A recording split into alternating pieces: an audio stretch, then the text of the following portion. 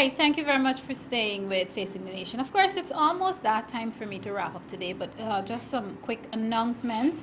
As you know, last week I spoke on this very program. I had a discussion with the mayor of Bartica, the mayor and the deputy mayor, of course, Gifford Marshall, and he did announce then that the celebrations for the township of Bartica, for Bartica becoming a town. Of course, as you know, on documented, this is already a tongue because it's already in the gazette, it's already gazetted, but the formal celebrations haven't taken place as yet, and that is because His Excellency the President of the Cooperative Republic of Guyana is currently out of the jurisdiction. Those celebrations should have been held tomorrow, the 23rd of April, but the President is currently in New York attending the signing ceremony of the COP21 agreement. That's at the United Nations headquarters in New York. Actually, the signing took place earlier.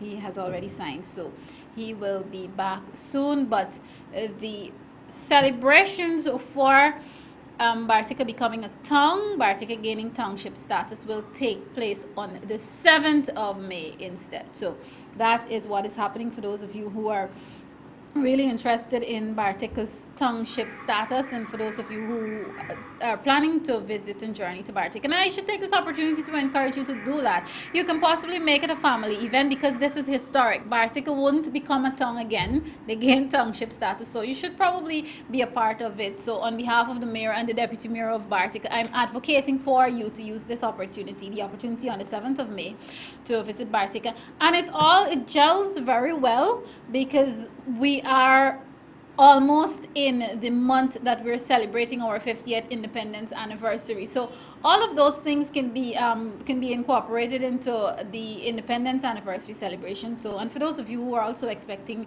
friends and family coming from overseas, if they're coming that early, the 7th of May is a good day. It's a good time to take the trip up to Bartica just to see, especially for those of you who've never gone, just to see what's happening with Bartica. And for those of you who've gone before, you'll be able to see the transformation and what they have in store, and mix and mingle, because it promises to be a really, really good event, a really historic and a patriotic event for us. So those are some of the issues I wanted to raise with you today.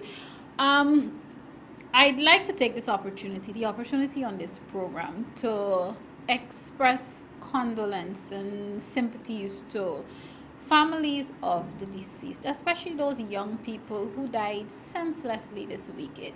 It was so unnecessary, and I want to deal with the issue of domestic violence and violence against women first. Mothers and fathers, I mean, you heard it from Reverend Holder. We need to ensure that our families are tight-knit again.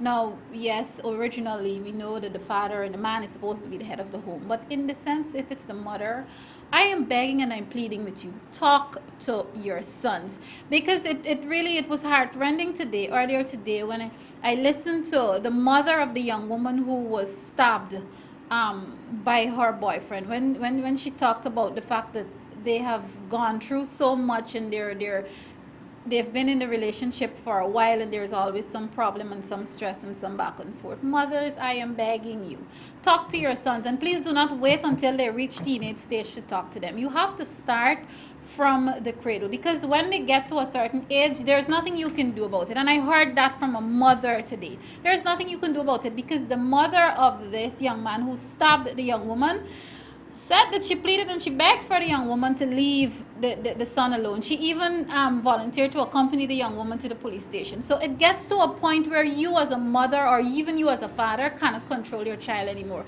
Please do not wait until the situation gets out of hand. And again, women, we also need you to talk to our girls.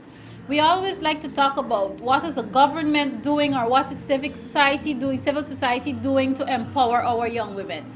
The empowerment starts from the home, and it starts from when they are children. And in this case, I'm speaking specifically to homes where their mothers. I mean, I know some of you are doing more than one job. You have your own lives. You're caught up with your own stuff, and unfortunately, your child or your children get neglected. But specifically when it comes to the mother-daughter relationship, please pull your girl child closer to you. If you empower them and you strengthen them, I'm not saying strengthening them to the point where they become bitter toward men. That's not what I'm saying. But strengthen them, empower them. So at the first sign, and I'm talking about the very first sign of abuse, possible abuse, they will know that is, you don't stick around and wait for it to grow or wait for it to fester. Because I am not convinced that a man wakes up one morning and decides, to use our word, to talk the way we speak in Guyana when we're among our friends. A man doesn't wake up one morning and decides, I'm going to stab she, I'm going to kill she today.